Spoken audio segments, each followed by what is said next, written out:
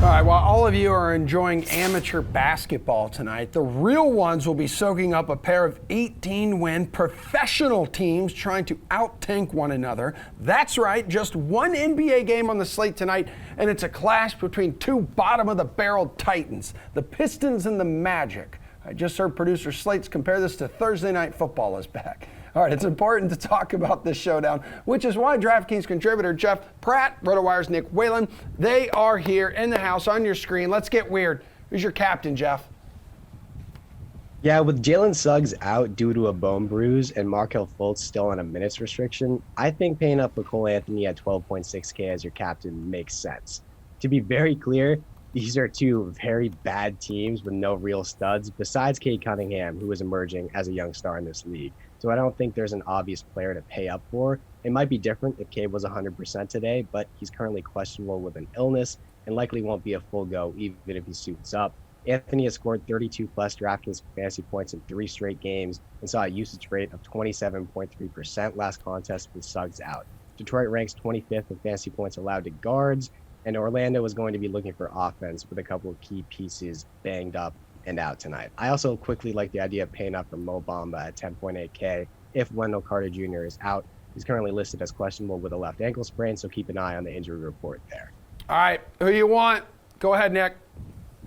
Yeah, I mean, a lot of the slate hinges on the status of Cunningham and Wendell Carter. Chuma Okeke, also questionable for Orlando. I don't even know why this game is on the schedule. Why not just take the night off if you're the NBA? But nonetheless, and I have Cole Anthony as my kind of penciled-in captain for now as well. Again, that could change if Cunningham is ruled in or ruled out. Same with Wendell Carter. But you throw Anthony in there at captain, you could still fit one of Carter or even both of Carter and Cunningham if you want. But if you throughout the day, we'll get some updates there. I still have Cade Cunningham as a non-captain spot in my lineup. You could throw Marvin Bagley in there. You could throw Sadiq Bey in there to pair with Cole Anthony as your captain. No Jeremy Grant tonight for Detroit as well. So that should open up some usage elsewhere on that roster. Is there such thing as value in this showdown, Jeff?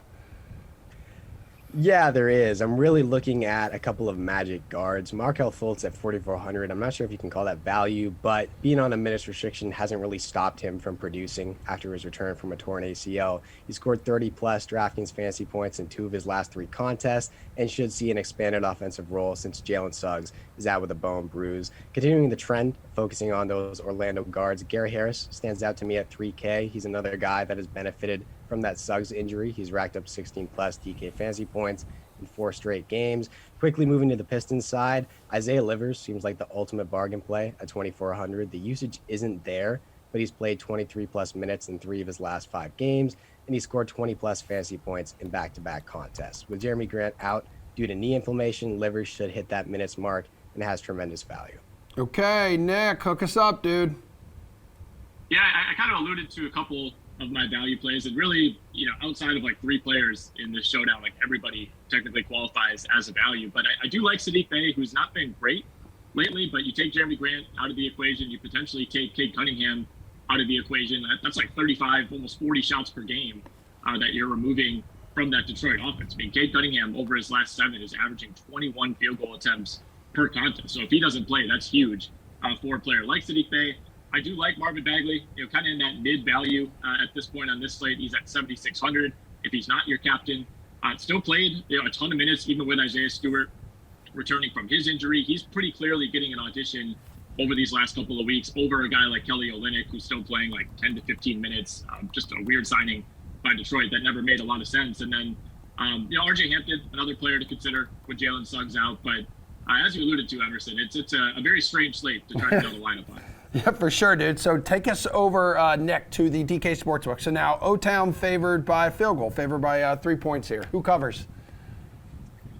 It's an impossible choice. Honestly, I think if Cade Cunningham plays, I'll lean toward Detroit, who's sneakily been pretty good with Cade Cunningham in the lineup since the All-Star break.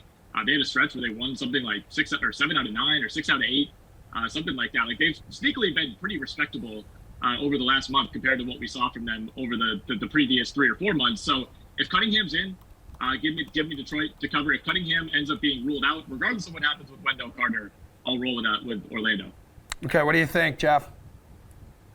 Yeah, I like the Pistons here. Detroit is 11-1 in their last 12 games against the spread. Now they've lost 4 in a row, but that's a pretty misleading stat in those 4 contests. They've kept it close with Miami, the Clippers, Boston, and Chicago. Besides the Clippers, those are some elite teams in the NBA right now. You can count on Dwayne Casey's squad to show up and play hard every single night. It might not be pretty, but they're going to give 110%. The same just can't be said for Orlando, who just got beat by 42 by Brooklyn. If Wendell Carter Jr. is unable to play through his ankle sprain, I think you could be looking at another blowout.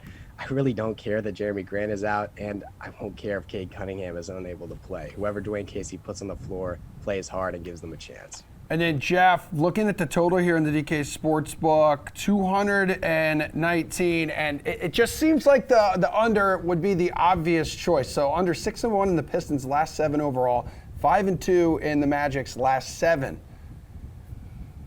Yeah, it's just simple math here. Let's say to hit that number, both of these teams need to hit 110 points. Detroit has done that just once in their last 5 games. They're down at least 1 key starter, maybe 2 if Cade Cunningham's out. Orlando has done it just twice in their last 7 games and will be down at least 1 key player, maybe more if Wendell Carter Jr. is out. This feels like an ugly, low-scoring affair, like you said, Emerson. Yeah, Nick, do you agree with that? I mean, just 2 bad teams who show little to no consistency. Yeah, I feel the same way.